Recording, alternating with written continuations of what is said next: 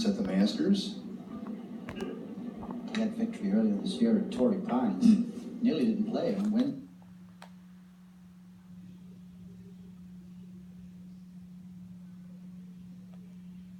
And our coverage here of Masters on the Range continues. The patrons enjoying this great opportunity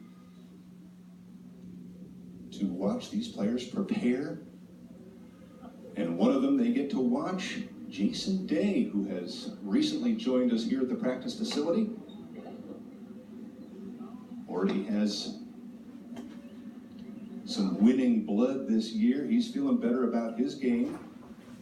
Spent a little time with him at Bay Hill earlier this year, and I said to him, "Jess, you're looking well." And he sort of reached for his belly and said, "Yeah, I've rounded a bit now that I'm a father of multiple children, but the back as well." I asked him about that. I said, "How are you feeling?" And he said, "No, I'm good. Just got to manage my practice time. I mustn't overdo it." But the swing is rounding into good form and very timely, I might add. This will be his 8th appearance at the Masters. That victory earlier this year at Torrey Pines. Nearly didn't play. On Wednesday, the back was so bad, he pulled out of the Pro-Am, just managed his way through the first few rounds, and then turned up the Jets over the weekend, and lo and behold, another victory.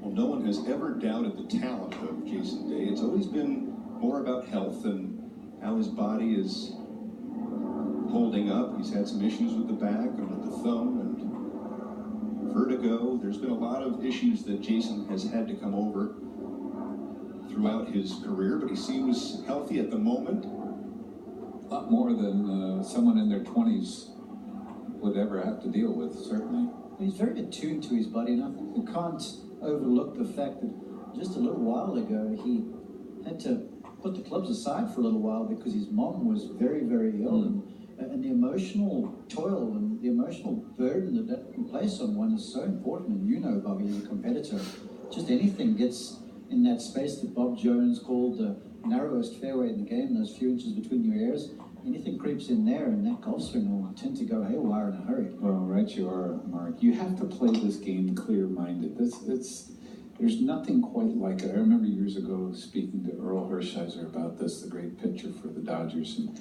how he felt the same way in pitching. Golf is that way where you have to be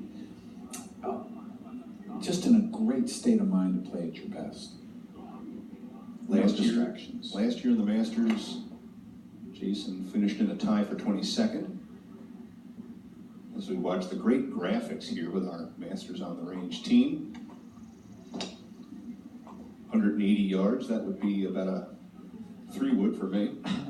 For Jason, that's probably just a caressed 7-iron or a full-blooded 8-iron. There are 4 targets really to hit to on this driving range area of the practice facility, and the one he's going towards is right at about 210 yards, so the longest of the 4 targets, right in the heart of the driving range too.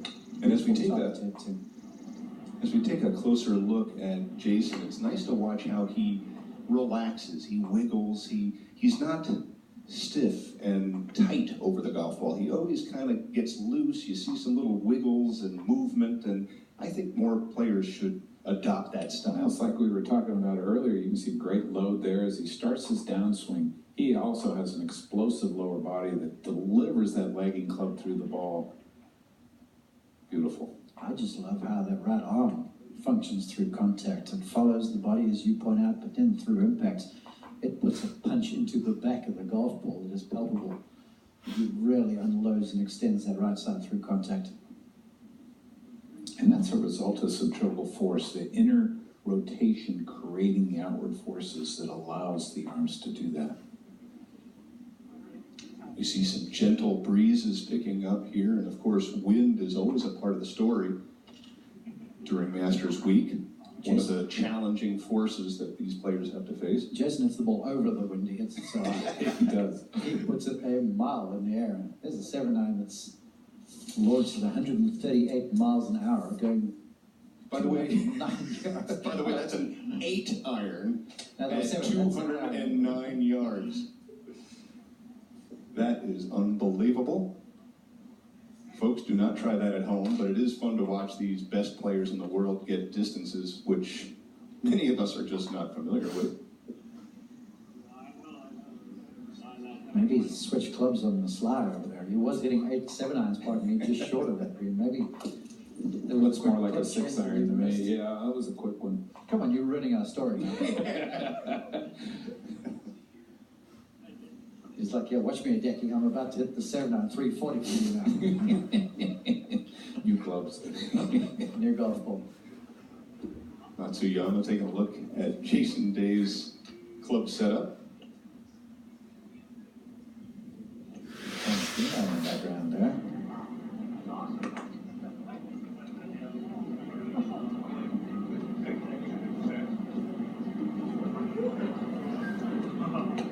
Talk about a guy that can hit a 7 iron a long way. Tony Finau, he can hit everything a long way. I've been watching Tony for years. Grew up in Utah. And he's just an amazing talent. He's a physical specimen. Look at the length of those arms. It's like a windmill. Currently leading the PGA Tour in driving, Tony Finau. It's one of the reasons that they extended the range here to 400 yards.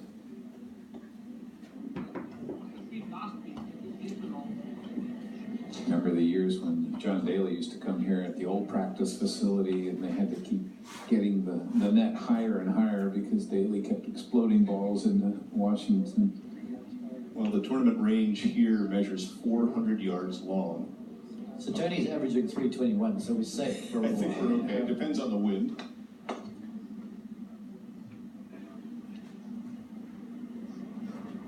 And speaking of Tony Finau, Billy Pratzer. Well, thank you, Brian. And first timer, a lot of fun, isn't it? It is. It's something to experience. It's pretty incredible. Being on grounds and to finally be here is pretty awesome for me. Well, I was just talking with Boyd Summer, who's your swing coach, and he said a little more neutral with your swing path. So we kind of think of Tony as going left to right hard, but now you can kind of work it the other direction, right to left. Yeah, I've been working it right to left, at will, pretty solid for the last couple months. So it's been nice to neutralize that path so I can do so and even straighten out the left to right shot. So I like the golf course. I think it sets up well for somebody that can hit it with some length and hit it with some height. So I look forward to the week. A lot of players will tell you it's a second shot golf course. Yeah, no question. You got to put it on the right spots on the greens. If you're not on the right tiers on these greens, you're not going to make a lot of putts and you're not going to score. So setting yourself off the tee is huge, but hitting your second shots on the right level is going to be big this week. Have you been able to ask anyone for advice, some of the past champions? Yeah, none of the past champions, but I had a good talk with Ernie Els. We played the Houston Open last week together, and I had lunch with him, and we went over every single hole. And I was taking notes on my phone, and he was gracious enough to take 15, 20 minutes of his time to just tell me about the golf course and what shots to hit, where to miss it. Those are all big things for someone like me playing in my first Masters. So I was really happy that I was able to take the time with me last week and do that. What was your biggest takeaway with the information that he was giving you?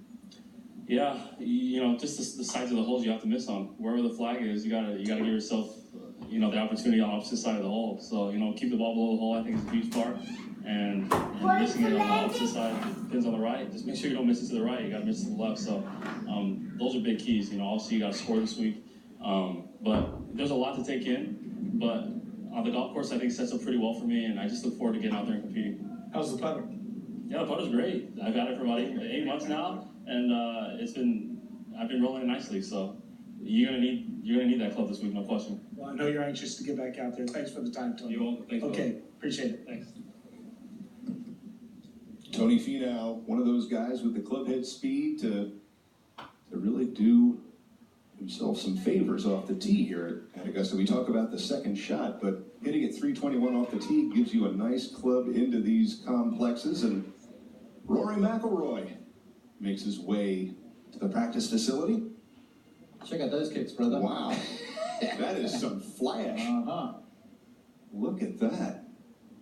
It's an interesting new spike configuration, isn't it? A lot of technology going on in the footwear these days, and every little edge you can get. Especially as explosive as these guys are with their ground forces, they need good connection to the ground.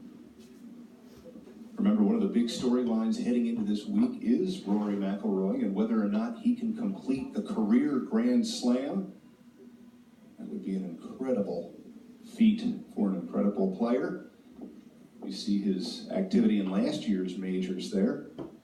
Well, honestly, I think the victory at Bay Hill just a few weeks ago took the spotlight off Rory because he was getting more airtime because of what he wasn't doing and what he was when he went. Right, So now he's almost, to me, flying under the radar a little bit. And the way he played in that final round, I had to call that out second nine. Oh my goodness. It was an absolute symphony. It was a masterclass of golf. And I said to him afterwards, I'm like, Rory, really? He led the field in strokes gained off the tee, strokes gained on approach shot, proximity, and in putting. And he goes, yeah, that'll work. And he was very sort of easygoing about the thing. And he did admit, he goes, look, it was really nice to play golf at that level again, which says to me, okay, this is the level that he performed at when he won those previous major championships. No question. And the fact that he was leading driver, leading in proximity to the hole, leading putting all in 1 week. That'll work, as he says. And by the way, it's not just us getting a kick out of those kicks. A lot of the players taking a look at Rory's shoes. Check out Wesley Brown's belt. He's got Taco Bell on the belt there, and we've got azaleas on Rory's shoes. It's all happening. Shades of spring, we'll call it. There you go, Taco Bell.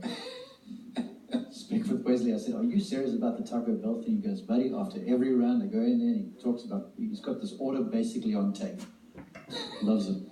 John Rahm stayed with him this week. The two of them going to play together down in New Orleans in the team competition later in the month. So that'll be lots of fun to watch the two of them go. Yeah, they've both been in all week long. So they surprised were you when we talked to John Rahm earlier that he and Wesley only been here, played 2 practice rounds, even though they've been here all week.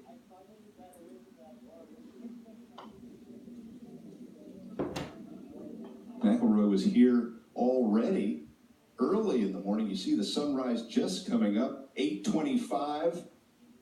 So he's spending a lot of time here at the practice facility this Masters week. Our coverage here from Augusta National continues. The 2018 Masters Tournament is underway. The week has begun. And will this be the week that Rory McIlroy can complete a career Grand Slam? Well, it's been done before. An exclusive